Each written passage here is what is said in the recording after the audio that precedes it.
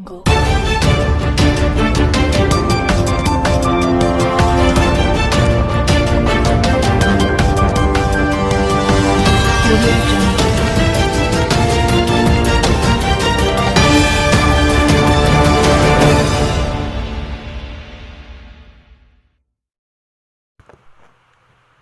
Assalamualaikum warahmatullahi wabarakatuh.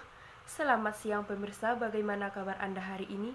Senang sekali saya Sari Purnama dapat hadir kembali menjumpai Anda dalam program Berita Siang, edisi 10 November 2020. Selama beberapa menit ke depan, kami akan menyajikan informasi-informasi terhangat, teraktual, dan terpercaya yang layak diperbincangkan.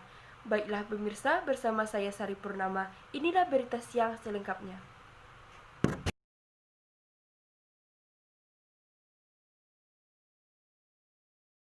Pemirsa semua pasti sudah mendengar tentang coronavirus, virus yang telah melanda Tiongkok hingga dunia hanya dalam 1 bulan saja.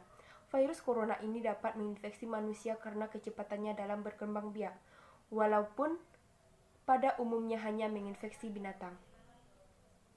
Informasi mengenai virus ini masih sangat terbatas. Virus ini pertama diidentifikasi di kota Wuhan, Tiongkok pada Desember 2019. Dan dicurigai dimulai dari sejenis kelelawar yang dijual di pasar seafood dan binatang hidup yang besar.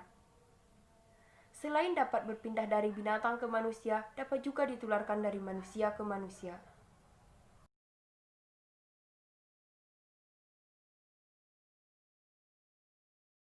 Kasus virus corona sudah ditemukan di hampir semua provinsi di Cina dan banyak negara lain. Di Indonesia sendiri sudah ada beberapa kasus yang dicurigai infeksi virus corona. Namun beberapa menunjukkan hasil lab negatif dan yang lainnya masih dalam pemeriksaan. Tetapi hal ini tidak menutup kemungkinan bahwa sudah ada infeksi virus corona yang belum terdeteksi di Indonesia. Kenapa? Karena gejala biasanya muncul 2 hari sampai dengan 2 minggu dari paparan. Dan orang yang terpapar dapat menyebarkan virus ini walaupun belum timbul gejala. Gejala dari infeksi virus corona. Virus corona dapat menginfeksi saluran pernapasan atas. Jika menginfeksi saluran pernapasan atas, gejala pada umumnya tampil seperti batuk pilek biasa dan demam ringan yang akan sembuh dalam beberapa hari.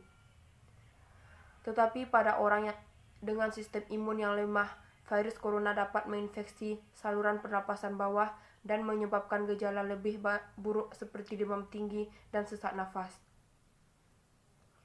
Hingga sekarang vaksin untuk penyakit ini belum ditemukan.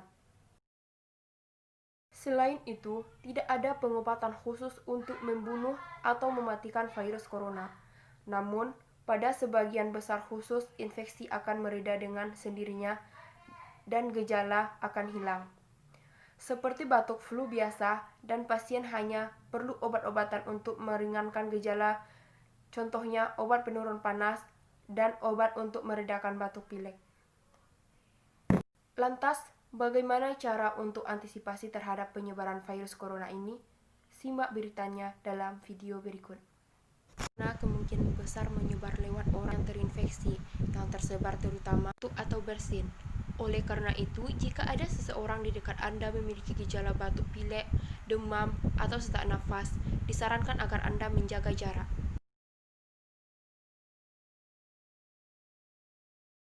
Selain itu, penggunaan masker dinilai cukup efektif untuk mencegah penyebaran virus ini. Saat digunakan, jangan sentuh bagian depan masker, dan masker hanya dapat digunakan dalam 1 hari dan segera dibuang.